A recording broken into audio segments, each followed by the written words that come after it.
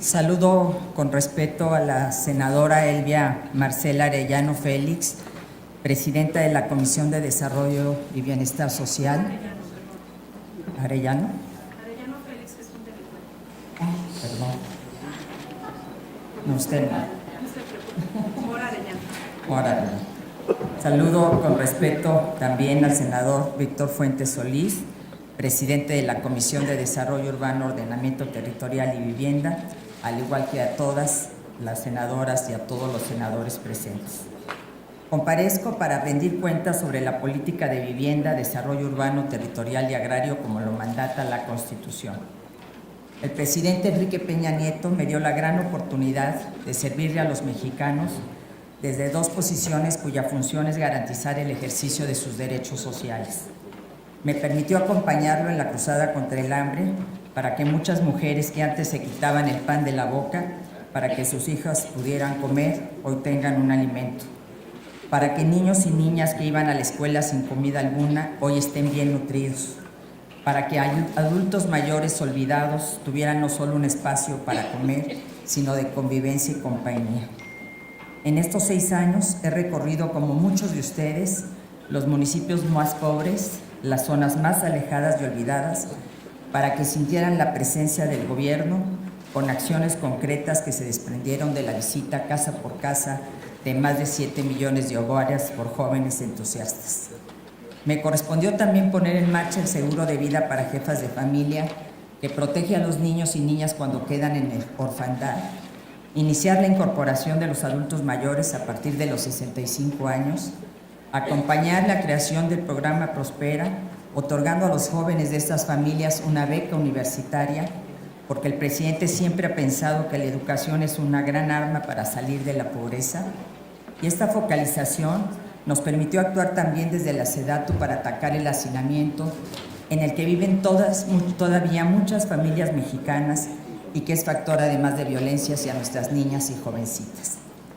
También me dio la oportunidad de fortalecer su nueva política nacional de vivienda, que ha significado un antes y un después en la materia, y poner en el centro de la agenda nacional el tema de las ciudades y de la necesidad de que ellas se conserven como patrimonio público, como lo que son espacios que le pertenecen a todos y a todas. Acompañé en la tragedia a los damnificados de Ingrid y Manuel y de los terremotos de septiembre y los abracé en su dolor e incertidumbre. Y como siempre, congruente con mi trayectoria y con un eje transversal que por primera vez se estableció en el Plan Nacional de Desarrollo, mi compromiso con la igualdad de género estuvo presente en todas mis acciones.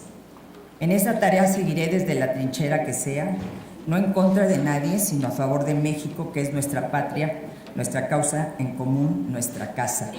Ese México que nos necesita a todos, que requiere paz y que para conseguirla, los políticos y las políticas debemos contribuir erradicando toda clase de violencia en nuestro actuar.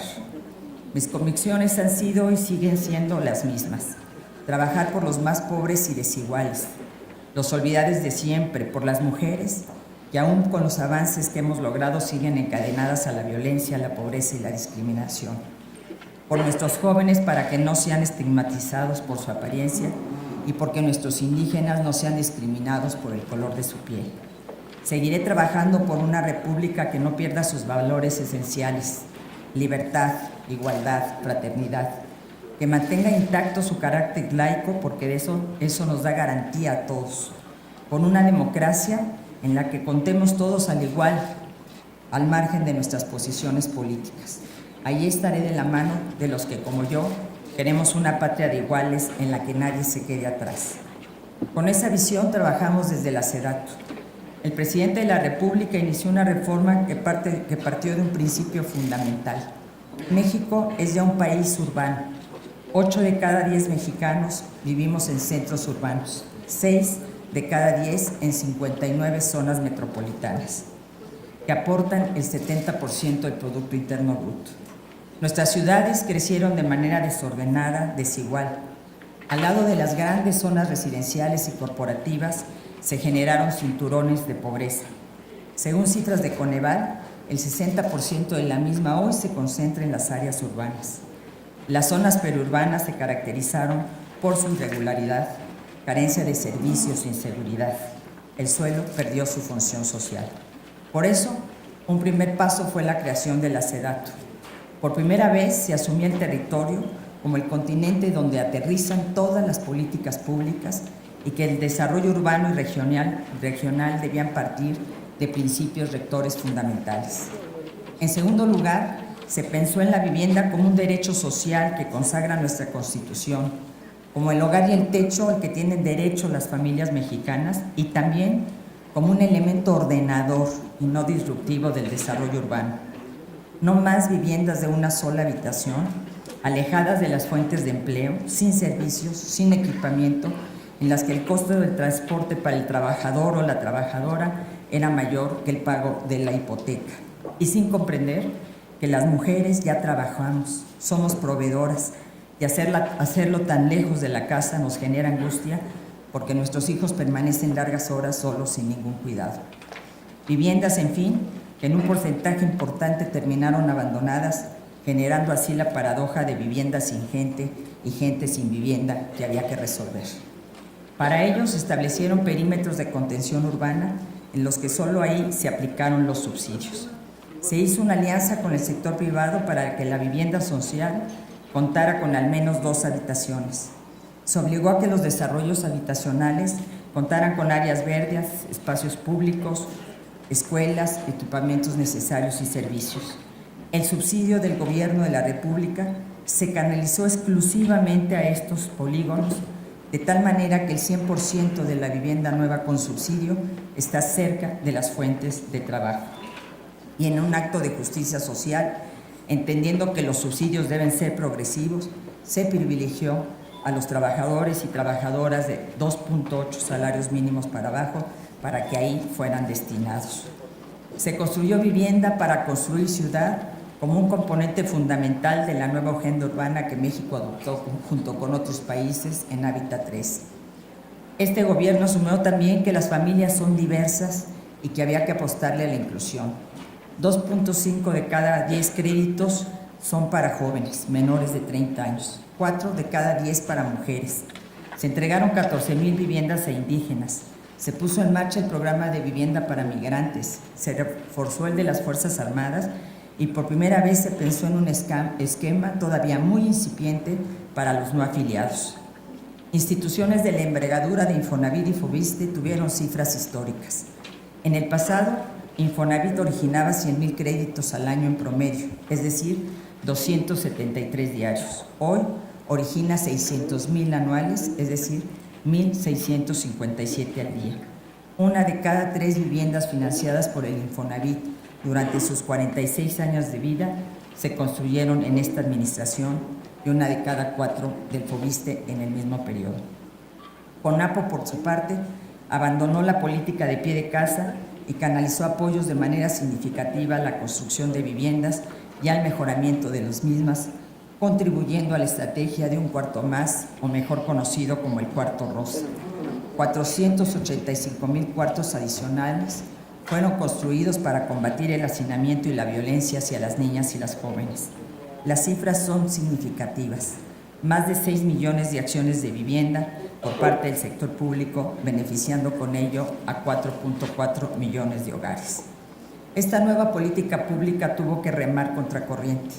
Se recibió un sector económico de la vivienda en depresión y las empresas que cotizaban en la bolsa habían quebrado. Hoy se entrega un sector dinámico, creciendo, generando empleos. De 2015 a 2016, el PIB del sector creció 11 puntos porcentuales y se han recuperado los empleos perdidos. Y si tomamos en cuenta la cadena de valor, este importante sector económico mantiene 3 millones de empleos directos e indirectos. Se partió también de otro principio básico. Las ciudades son patrimonio público, les pertenecen a quienes las habitan. Todas y todos tenemos derecho a la ciudad, a vivir en una ciudad segura, sustentable, resiliente, compacta, incluyente, en las que podamos ser felices y ejercer plenamente nuestros derechos. Había que cambiar el paradigma, poner en el centro a las personas, priorizar el cuidado del medio ambiente porque las ciudades generan el 70% de los gases de efecto invernadero. más de 2 millones de hipotecas verdes y la Nama de Vivienda reconocida internacionalmente hablan de estas líneas de acción. Se derivaron también estrategias en materias de resiliencia, gobernanza metropolitana, movilidad, ordenamiento territorial y demás. Todo ello concluyó con un esfuerzo muy importante que garantizó el Poder Legislativo al aprobar una nueva ley, la de asentamientos humanos, ordenamiento territorial y desarrollo urbano. Adicionalmente a toda esta estrategia, la SEDATU implementó la política de coordinación interinstitucional Papelito Habla, que ha entregado más de 5 millones de documentos que le dan certeza jurídica a las personas. Se transformó el antiguo CORET en el Instituto Nacional del Suelo Sustentable, se abatió el rezago histórico del Registro Agrario Nacional y en esta administración se han resuelto 297 conflictos agrarios, liberando a más de 100,000 hectáreas a favor de más de 50,000 sujetos agrarios. En el caso de los terrenos nacionales, el 70% de los casos se han titulado por órdenes de los magistrados de los tribunales agrarios y hay otros que siguen en litigio, por ejemplo, dos muy importantes en Chelja, en Quintana Roo, y La Bufadora, en Baja California. Se creó por primera vez el Fondo Minero con una estrategia para elevar la calidad de vida de las familias que viven en las zonas mineras y además, de manera muy importante, quiero informar que este gobierno emprendió la reconstrucción derivada de los sismos de septiembre de manera oportuna y transparente. El gobierno retiró y acarrió 1.641.000 metros cúbicos de escombro, lo que implicaría llenar 1.6 veces el Estadio Azteca. Se han entregado 166.970 tarjetas bancarias, es decir, el 98% de los damnificados han recibido ya este apoyo, lo que equivale a un total de 8.087 millones de pesos. El apoyo lo han recibido y lo ejercen directamente las familias. Hoy tenemos un registro de 49,000 de las 60,000 que tuvieron daño total, que tienen algún proceso de reconstrucción. Y se adoptó además un esquema de supervisión en el que los principales actores han sido las mujeres. ¿Quién mejor que ellas para garantizar que el hogar de sus hijos fuera reconstruido? Estos datos representan mucho más que números. Se refieren a personas que han visto su realidad transformada, han mejorado su calidad de vida y que hoy se sienten más seguros en espacios más amplios y que toman en cuenta la diversidad de sus necesidades. Así como el siglo XX fue el siglo de la reforma agraria, el siglo XXI debe ser el de la reforma urbana. Este debe ser el compromiso de todas y todos. Debemos asumirlo con una visión de Estado, respetando competencias pero sumando fuerzas para que nuestras ciudades sean espacios de libertad, igualdad y felicidad. Y en esta tarea, el Senado de la República juega un papel fundamental. Muchas gracias.